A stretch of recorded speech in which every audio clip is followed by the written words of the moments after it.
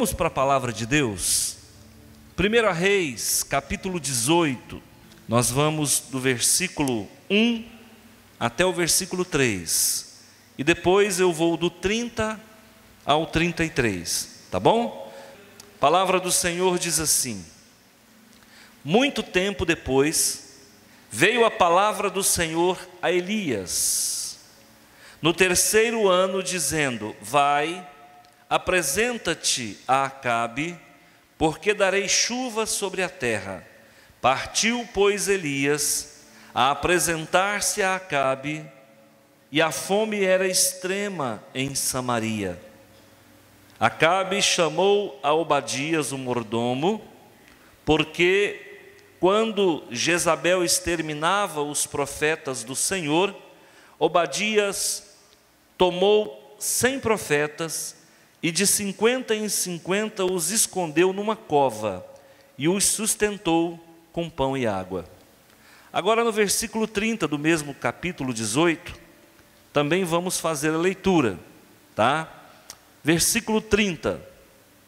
Então Elias disse a todo o povo: chegai-vos a mim, e todo o povo se chegou a ele.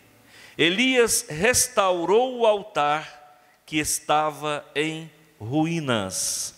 Tomou 12 pedras, segundo o número das tribos dos filhos de Jacó, ao qual viera a palavra do Senhor, dizendo: Israel será o teu nome. Com aquela pedra edificou o altar em nome do Senhor. Depois fez um rego em redor do altar, tão grande como para semear 2 medidas de sementes. Então armou a lenha, dividiu o novilho em pedaços, pô-lo sobre a lenha e disse: enchei de água 4 cântaros e derramai-a sobre o holocausto e sobre a lenha. Disse ainda: fazei-o segunda vez, e fizeram. Disse mais: fazei-o terceira vez, e o fizeram terceira vez. Amém? Eu quero apenas fazer a leitura de parte de um versículo aqui, que diz o seguinte: Elias restaurou, lá no versículo 30, Elias restaurou o altar do Senhor que estava em ruínas. Vamos repetir comigo? Elias restaurou o altar que estava em ruínas.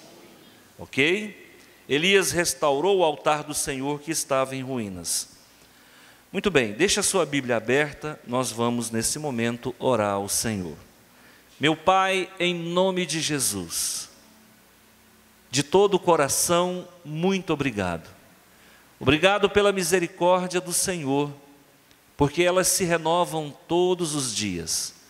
E as tuas misericórdias são a causa de não sermos consumidos, nem tampouco envergonhados, nem tampouco confundidos. Senhor meu Pai, passa o sopro do teu Espírito nesta nave e alcança cada um com a sua bondade e o seu amor, em nome de Jesus. Amém. Irmãos, eu vou falar sobre a importância do altar. Quem tem altar, levante a mão. Deixa eu ver. Quem tem? Quem tem altar? Que santo que vocês colocaram no altar que vocês fizeram?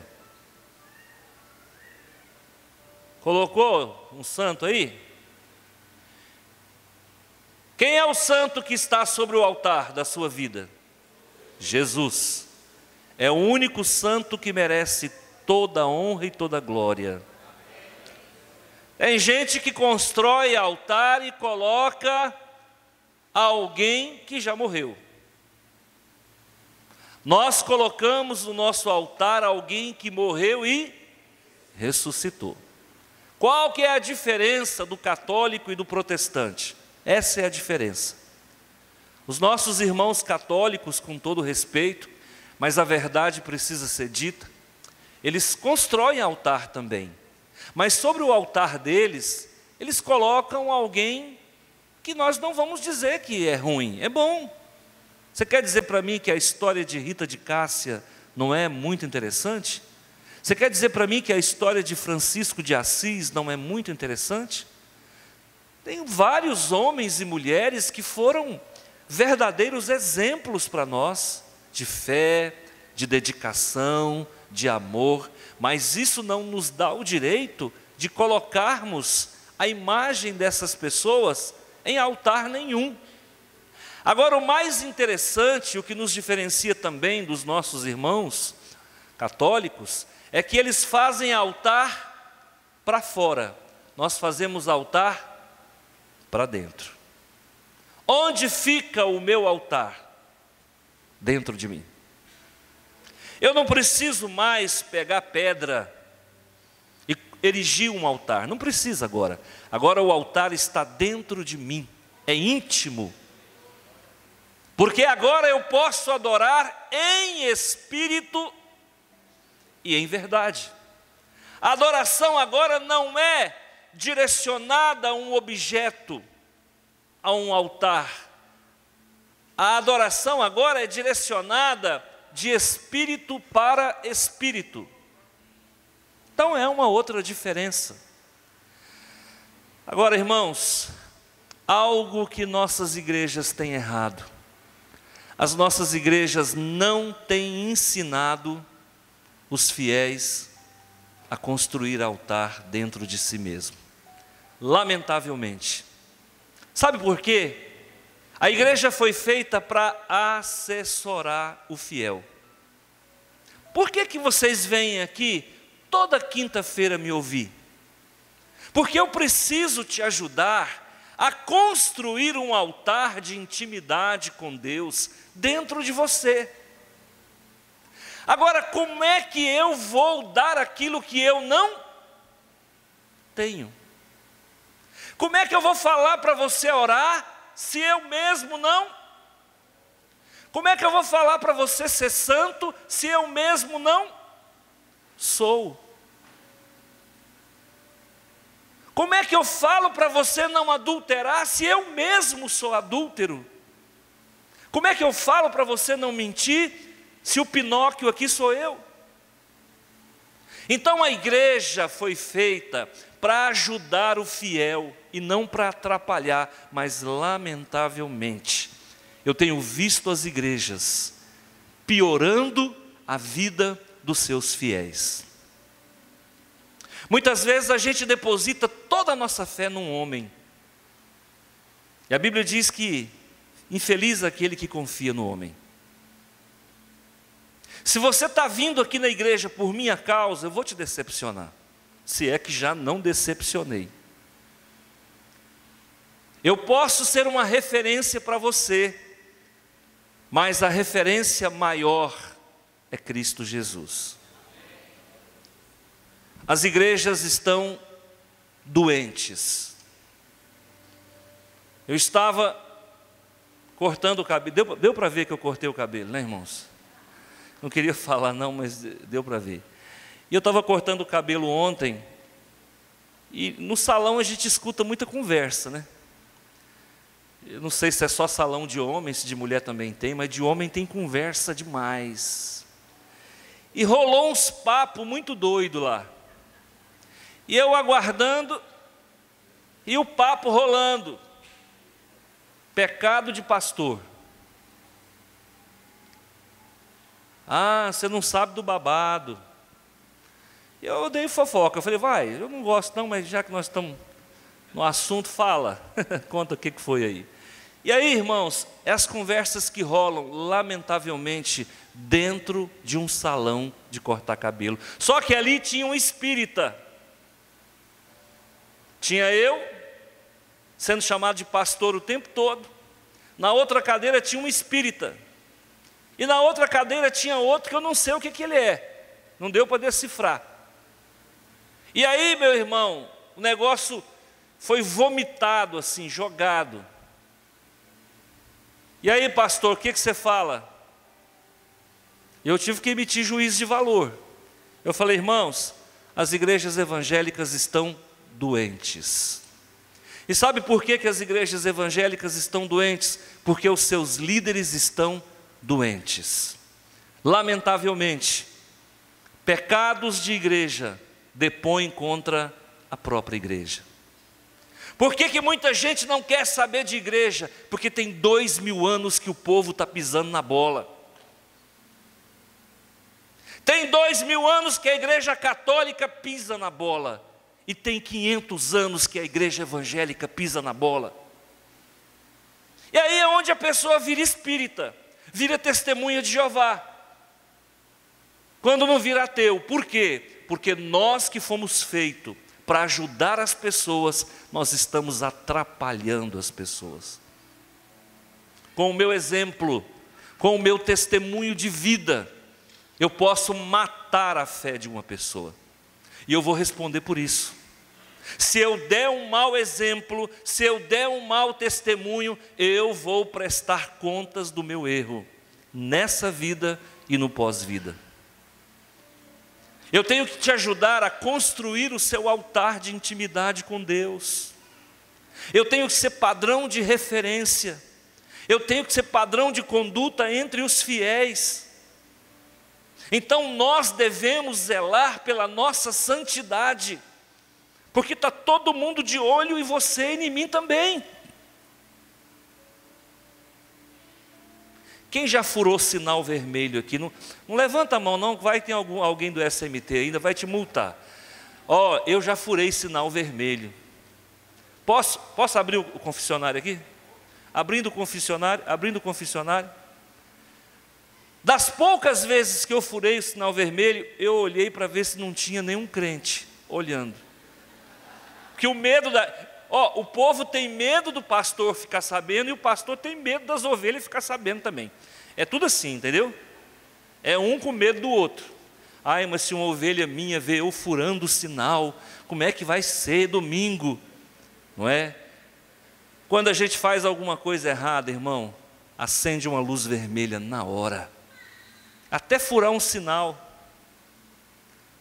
Quando você acaba de almoçar, que você já percebeu que você está farto, mas aí você olha para aquele frango caipira e fala, gente, eu não aguento essa polenta, esse angu, com esse frango, com essa batatinha, com esse purê, com essa picanha.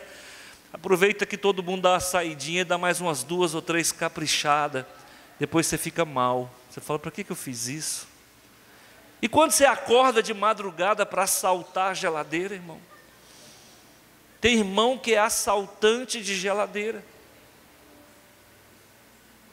Quando a gente erra, a gente não fica bem. E por que você veio na igreja hoje? Porque eu quero ajudar você a não errar mais. Amém? Quero ajudar você a não errar mais, e você me ajuda também a não errar mais. Porque existem pecados de pastor e existem pecados de ovelha. Pecado de pastor é não viver aquilo que prega. Pecado de ovelha, aí tem muito. Tá bom? Se você for olhar bem aqui, aconteceram algumas coisas muito estranhas aqui. Quem era o rei de Israel? Acabe. Você acha que um homem que tem um nome desse vai para algum lugar? Seu Acabe acaba com tudo. E o nome da mulher dele? Jezabel. Jezabel. Escuta, hoje Jezabel é um demônio. Espírito de Jezabel é um demônio. Pastor, que demônio é esse? É o demônio da mulher que manda no marido. Oh Jesus, cuida de nós. Vocês conhecem alguma mulher que manda no marido? Não olha para o lado não. Mas não é esse mandar não, irmão. Isso aí a gente obedece mesmo, vamos falar a verdade. Esse mandar que eu estou falando aqui é de anular a autoridade do marido. Tem mulher que anula a autoridade do marido. Esse homem era mau. Foi o 7º rei em Israel. Depois de Jeroboão, ele foi o sexto. Com Jeroboão foi o sétimo. Ele era mau. A mulher mandava nele. Essa mulher era um demônio. Essa mulher não era judia. Ela não era de Israel. Ela era de Sidom. O nome do pai dela, Etibaal. O nome do pai dela era um louvor a uma divindade satânica chamada Baal. Para você ter uma ideia, o pior demônio, a pior divindade satânica que já existiu, foi a divindade satânica dos cananeus, dos fenícios. E essa divindade é chamada de Baal.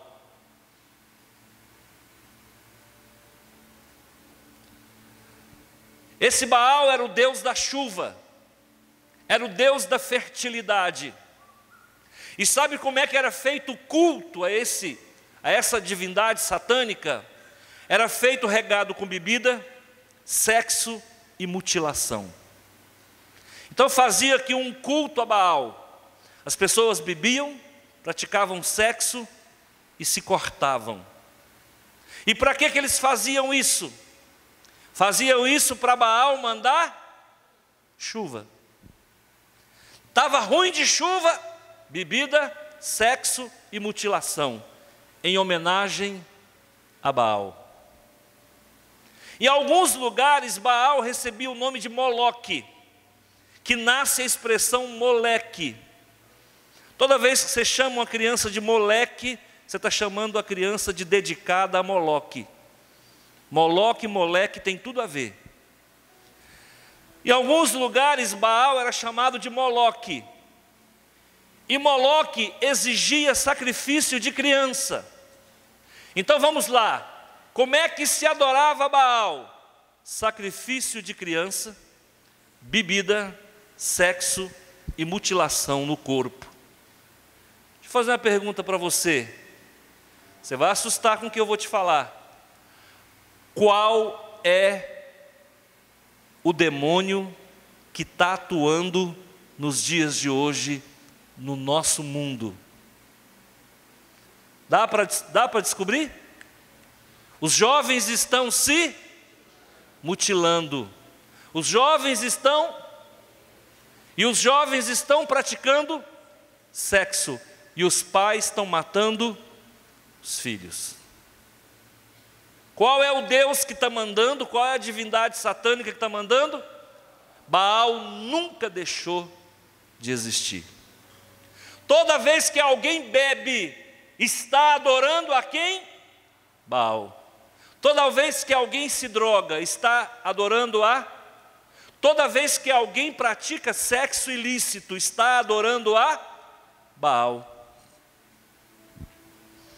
É por isso que você está vendo Deus cortar chuva no Brasil. É por isso que você está vendo Deus cortar chuva, ou vir chuva demais em outros lugares. O maior inimigo de Jeová é Baal. Tem vários tipos de Baal, não é só um. E esses vários tipos de Baal é chamado de Baalins. Como é muito difícil explicar quem são esses Baalins, eles constroem pequenos tarugos de madeira com formato de gente e espalha na cidade. Aí põe aqui na Vila Malha uns 50 tarugos de madeira, põe no Parque Bandeirante uns 50 tarugos de madeira, põe na Vila Malha 2, no Mutirão, na Vila aquela Renovação e vai. Sabe o que Acabe fez? Ele espalhou milhares de postes ídolos em Israel. Ao ponto de sobrar em Israel somente 7.000 pessoas que não adoravam a Baal. Uma nação de milhões, somente 7.000 não adoravam a Baal. E agora eu quero saber aqui, irmãos, na atualidade, será que nós temos no Brasil 7.000 pessoas que não adoram a Baal?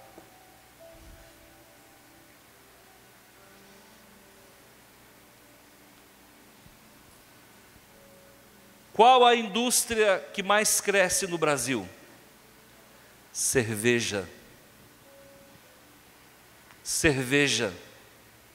Amanhã é sexta-feira. Você vai ouvir pessoas falando assim: hoje é dia de tomar uma. Sabe o que é isso? Culto a Baal. Eu vou fechar a Bíblia para falar um negócio aqui, tá? Vou fechar a Bíblia. Não está na Bíblia não, tá? Vou fechar a Bíblia. Com todo cuidado, pode gravar, não tem problema não. Existem demônios vampiros. Existem demônios vampiristas. Quando uma pessoa se embriaga, esses demônios vampiros se acoplam ao embriagado e sorve todas as energias da embriaguez. Você já observou que tem pessoa que bebe e fica muito bravo? Mata, frita, pica, põe na mala, já viu? Isso é uma segunda personalidade, não é a pessoa. É uma segunda personalidade, um demônio que acopla. Você já viu que a pessoa quando bebe fica muito rico? Já viu o bêbado rico? É uma segunda personalidade. O Baal é Deus da prosperidade, por isso que a pessoa fica rico. Ele começa a comprar, a pagar, começa a fazer caridade, é o Deus da prosperidade. Você já viu pessoas que bebem e quando passam da conta, estupram crianças?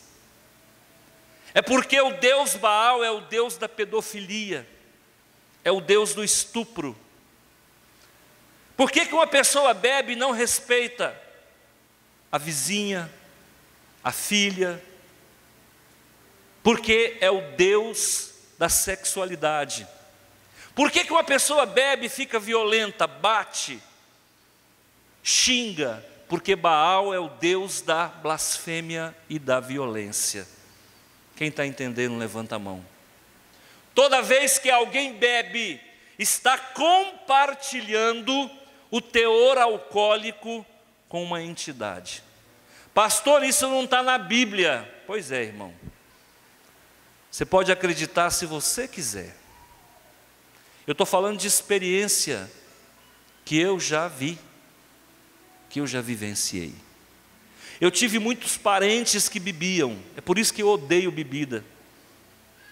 Eu tive muitos parentes que bebiam, e todos eles, quando bebiam, eles apresentavam a outra personalidade que não era eles. Não era eles.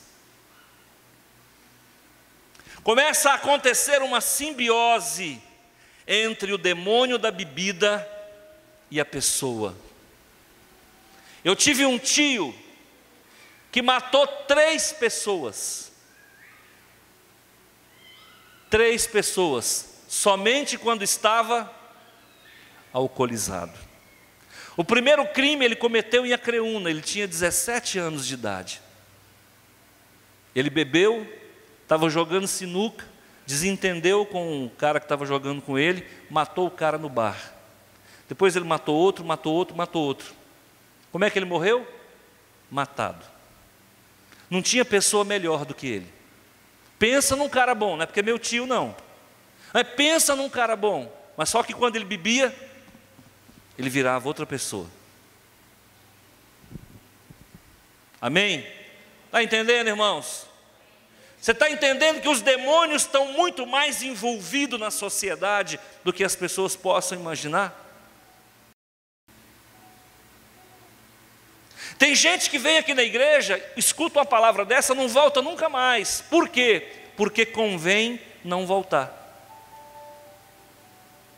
Porque uma palavra dessa aqui vai lá no seu interior, mexe com a sua estrutura todinha, mexe com o seu passado todinho. Eu já participei de trabalho mediúnico, no tempo dos meus telecô, eu participei de trabalho mediúnico do demônio, da gente encher uma taça de cachaça, e o demônio tirar todo o álcool. Você beber é água pura. Ele tira todo o teor da cachaça. Eu já participei de trabalho mediúnico, satânico, da pessoa beber 2 garrafas de pinga. 2 garrafas de pinga. Quando terminava o trabalho, não tinha um cheiro de bebida alcoólica na boca da pessoa. E a pessoa andava normalmente, como se nada tivesse acontecido. Então Baal é um demônio que sorve as energias de quem bebe.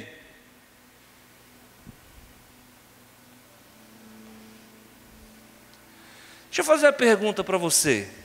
Você já percebeu que os acidentes fatais com quem bebe deveria ser muito maior do que são? Você concorda comigo? Você já viu o bêbado se livrar da morte assim, num acidente? Você fala, como que ele conseguiu?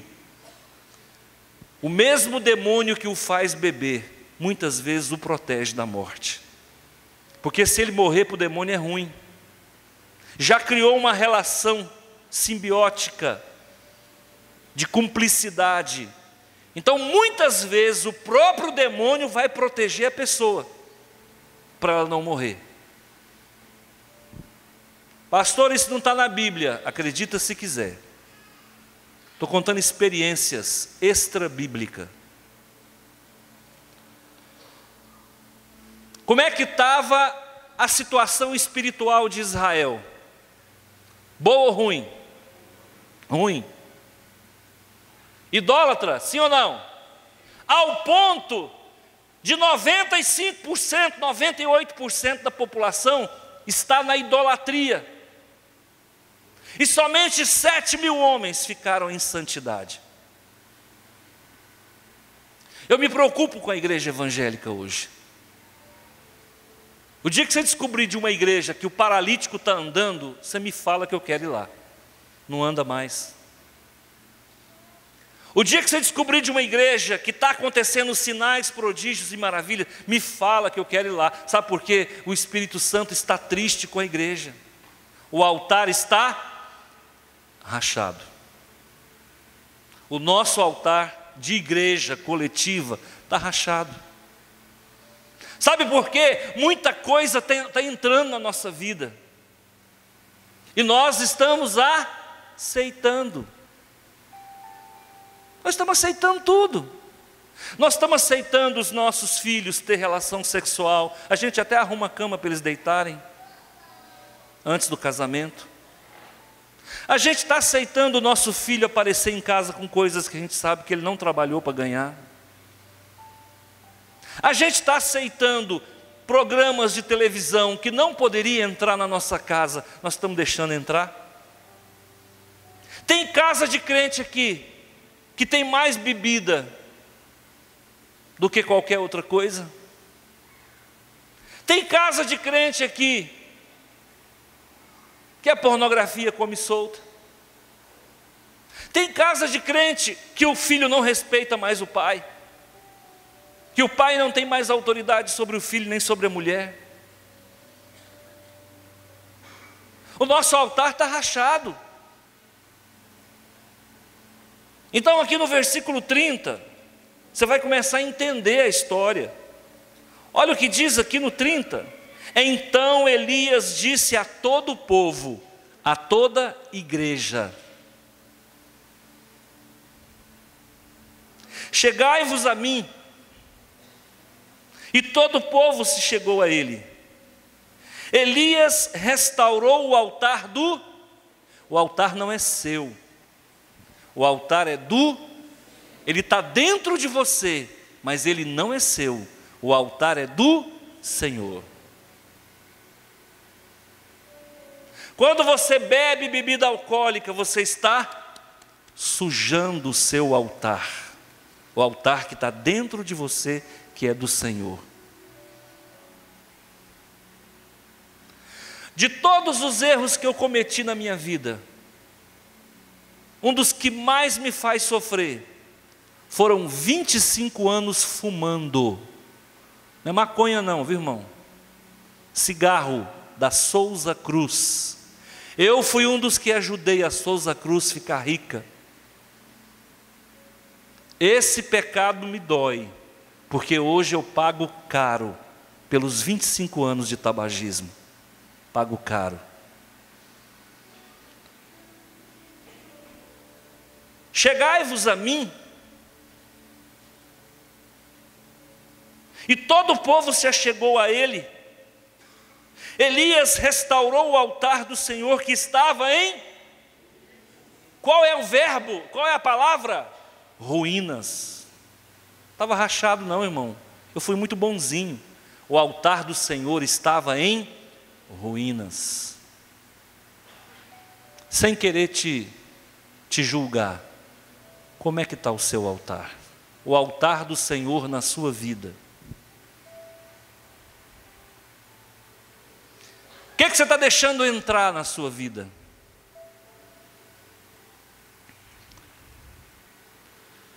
Às vezes pode até entrar, irmão, mas não deixa fazer morada não.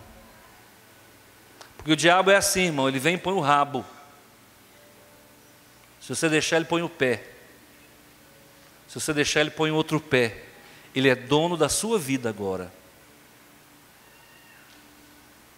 O que o maligno hoje tem feito? Tem se tornado dono da vida de muita gente. Quando você vê um jovem se cortando com estilete, fala para mim, irmão, quem é que manda naquela vida? Quando você vê uma moça se deitando com um rapaz antes da hora, quem que manda naquela vida? Quando você vê uma pessoa numa rodada de bebida, quem manda naquela vida? Esse altar está em ruínas, está acabado. Mas escuta, alguém tem que abrir a boca, alguém tem que ter coragem de falar. Só que os nossos pastores também estão sem moral. Como é que um pastor vai falar contra o pecado se ele é o primeiro a cometer o pecado? Então agora eu tenho que pregar outra coisa. Eu tenho que pregar um evangelho mais social, mais light. O que eu prego que vai agradar as multidões? Prega que eles vão ficar ricos.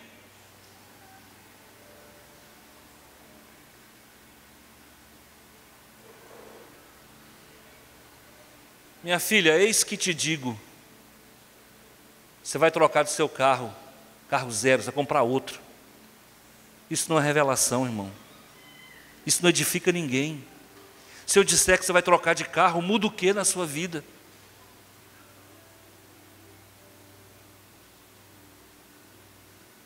Papel do profeta não é esse não. Papel do profeta é restaurar altar.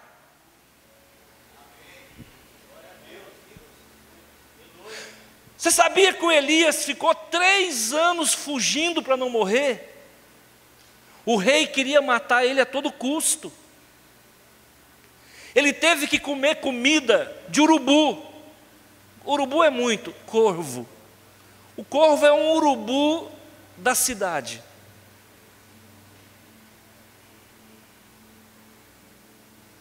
O rei queria matar porque ele falava aquilo que o rei não queria ouvir.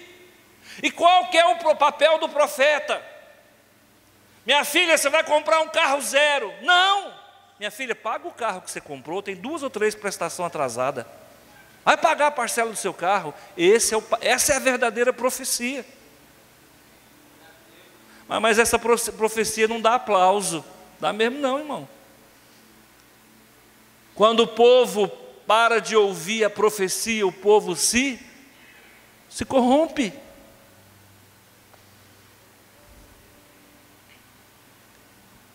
Quantos profetas tinha Acabe? Quantos profetas tinha?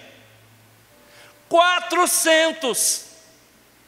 Quantos profetas tinha Jezabel? 450. Bancado com o dinheiro do governo. O que tem de igreja se vendendo para a política? Vocês sabem disso. Qual que é o problema da Assembleia de Deus hoje? Envolveu com política. Ei, pastor, você é doido, não apaga não. Vai com o assembleiano ver. Deixa ver. Qual que é o problema da Assembleia de Deus? Não todas, mas de algumas Assembleias de Deus se envolveram com política. A política entra por uma porta e o Espírito Santo sai pela outra. A igreja estava indo muito bem, século 3. A partir de Constantino, a igreja se une com Roma. Aí se tornou Igreja Católica Apostólica Romana. O Império Romano entrou por uma porta, o Espírito Santo saiu pela outra. O altar está em ruínas. Eu quero saber quando essas irmãzinhas morrer. Sabe aquelas irmãzinhas de coque? Todas as igrejas têm. Aquelas irmãzinhas de coque, cabelinho branco. Quando essas irmãzinhas morrer, porque essa juventude não quer saber de orar não, irmão. Quem segura a ponta dessas igrejas aí é as irmãzinhas de oração. Esse homem restaura o altar.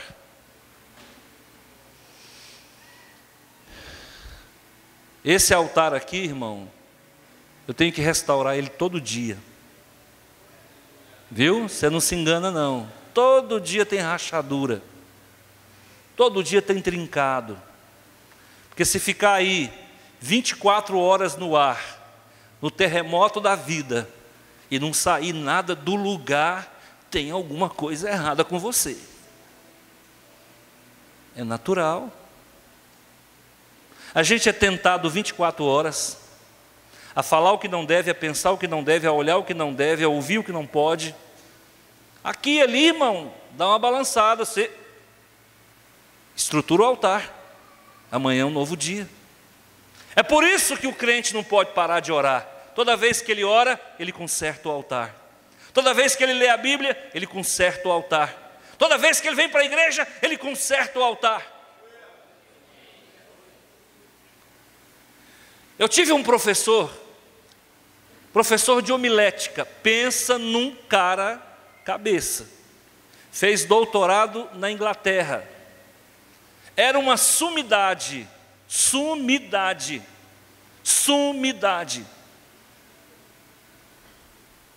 E ele era meu ídolo, no bom sentido, é claro.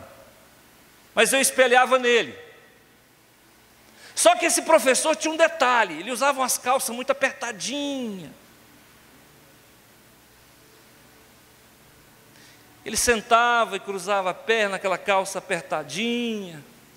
Um dia um amigo meu falou assim, um colega de faculdade, fazia faculdade na época, de teologia, falou assim: você não acha as calças do nosso professor muito apertada?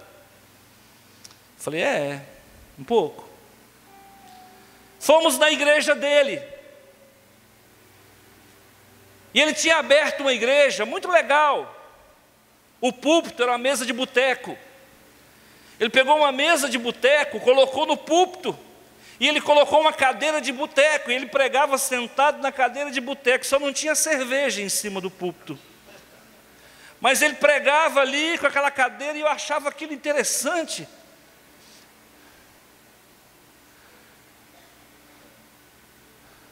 Vim embora para cá, que as minhas aulas sempre eram em janeiro e julho, voltei.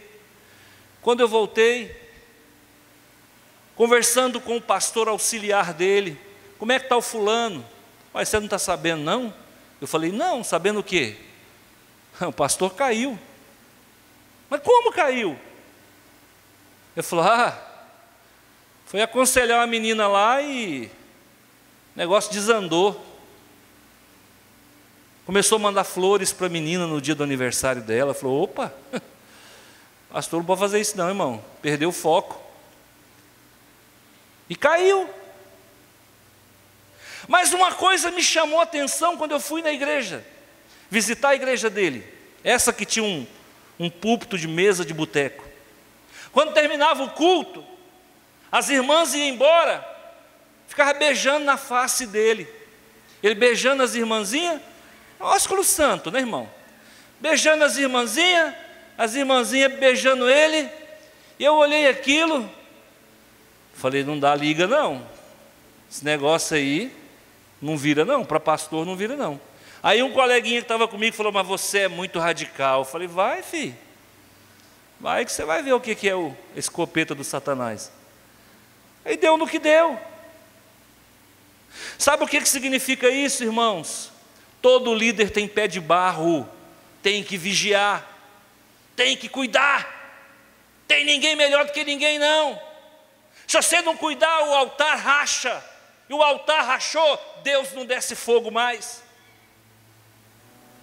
Então, Elias vai lá e conserta o altar. Tinha 3 anos e meio que Deus estava por conta com esse povo. Já tinha cortado a água. Não tinha nem água para cavalo beber. Os animais estavam tudo morrendo de sede. Elias estava escondido no Querite, alimentado por corvo e alimentado pela viúva de Serepta. Escondeu para não morrer. De repente Elias aparece. Chega para Obadias e fala, Obadias, fala para o rei que eu voltei. Obadias fala, você está ficando doido? Você quer me matar? O senhor é homem de Deus, eu também sou. Que mal que eu fiz para Jeová? A hora que eu falar que o senhor voltou, ele vai me perguntar, cadê Elias? Eu vou dizer, não sei, eu vou morrer na hora. Ele disse, tão certo como vive o Senhor, vai lá e diga. E fala para ele que é eu que vou procurar ele, não é ele que vai me procurar não. Foi até o rei. Chegando ao rei, disse, reúne todos os teus profetas. Reúne os funcionários públicos aí. Reúne essa elite global. Reúne aí os religiosos que você tem a tiracolo, que você paga com dinheiro do povo. Reúne e manda para o Monte Carmelo, porque nós vamos ter uma batalha.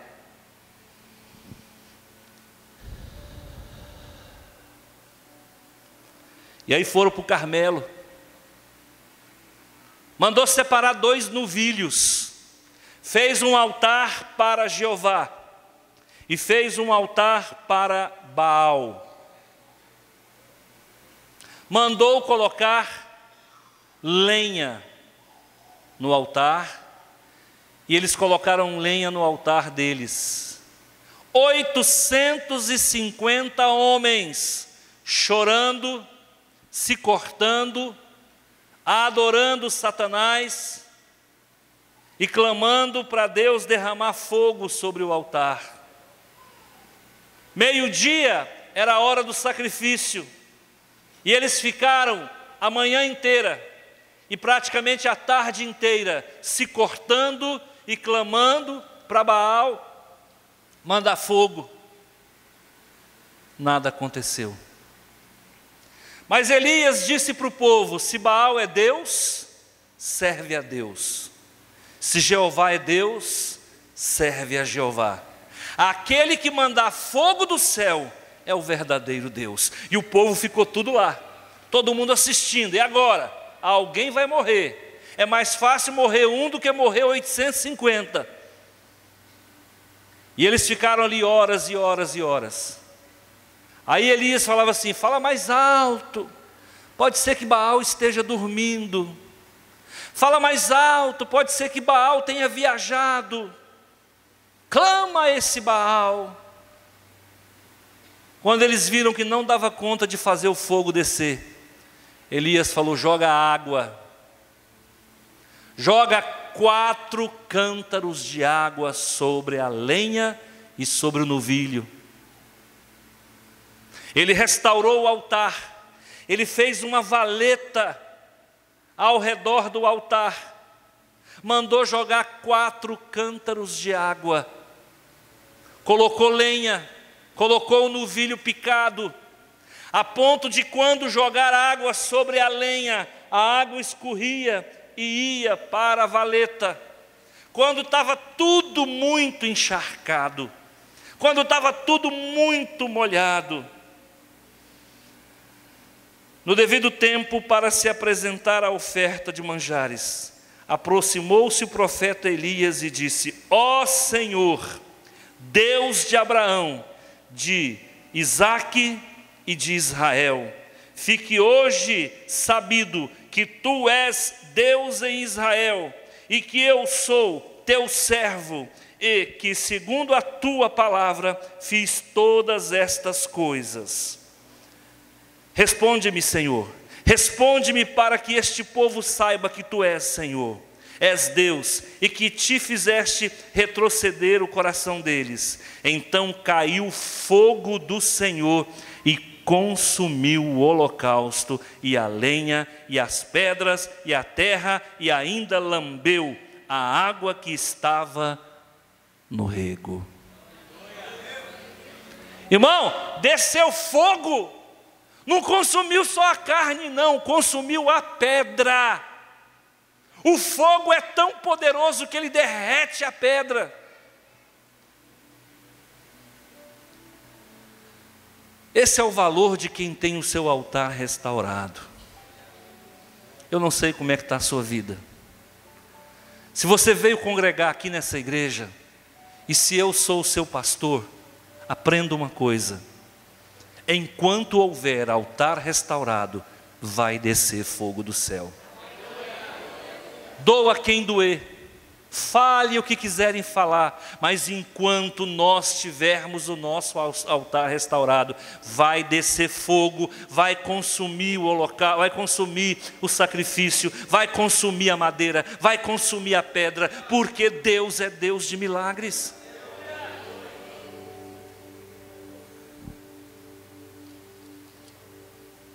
Sabe o que significa a valeta ao redor do altar? Separação do mundo. Se você quer um altar de intimidade, saia do mundo, saia do mundo, saia do mundo, saia do mundo, saia do mundo. A valeta representa a separação do mundo. O teu altar, o altar do Senhor na tua vida, não pode conviver com as coisas do mundo. Sabe o que significa os 4 cântaros de água? Os 4 evangelhos. São 4 evangelhos que Deus deixou para mudar a tua vida. 4 evangelhos. Sabe o que significa a lenha? Significa o sacrifício. E ao mesmo tempo significa que as obras dos homens são passageiras, são consumíveis. Sabe o que significa o novilho? Jesus, que morreu pelos nossos pecados. Sabe o que significa a água? É o Espírito Santo jorrando na tua vida. Olha, irmãos, eu tenho o altar de intimidade, e eu luto para mantê-lo nas mãos do Senhor, porque tudo que o maligno quer é tomar as rédeas da nossa vida. Sabe para quê? Para a gente perder uma unção, perder a unção. Um dia um pastor muito experiente contou a história de um pastor que caiu em adultério lá em Goiânia. Esse pastor era um homem muito falado em Goiânia. Pensa num homem famoso em Goiânia. Na época de um governador aí, há muito tempo atrás, não vou citar o nome do governador. E esse governador, que hoje é prefeito em Goiânia, ele era, eu não falei, né? Falei, quase falei o nome do Iris Rezende, mas não falei, né? E esse pastor orava no palácio. E um dia aconteceu o pior.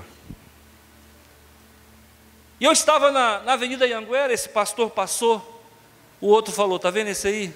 Já foi um homem muito usado por Deus, mas que perdeu tudo por conta de um pecado. Aí ele usou uma expressão: pastor Antônio, o diabo vai fazer de tudo para roubar a tua unção. Um dia que um pastor cai no roubo, o dinheiro tomou a unção dele. O dia que o pastor cai na fama, a fama toma a unção dele. O dia que o pastor cai com a mulher toma a unção dele. O maligno quer calar nossa boca. O maligno quer que o pastor não tenha autoridade para pregar. Mas eu quero dizer para vocês que cabe a vocês também não perderem a autoridade diante desse mundo. Não perca a autoridade, porque se você tiver altar de intimidade e você abrir a boca, uma vida se salva, 2 vidas se salva, 3 vidas se salva. Então, irmãos, não negocia a unção que Deus colocou na tua vida.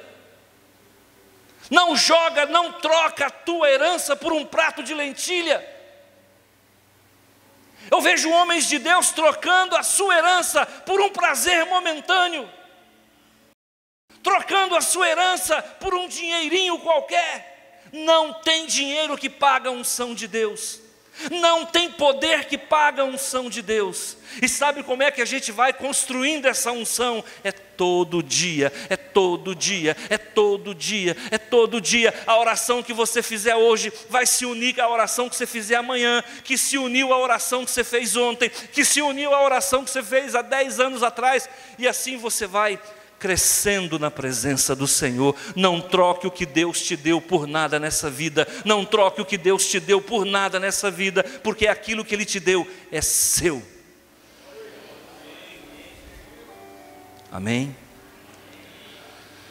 Que Deus abençoe você. No dia que você tiver que fazer uma oração de vida ou morte, que a tua vida de santidade possa ser o seu advogado. Dá uma olhada no seu altar. Veja como é que está. Quero que você abaixe a cabeça.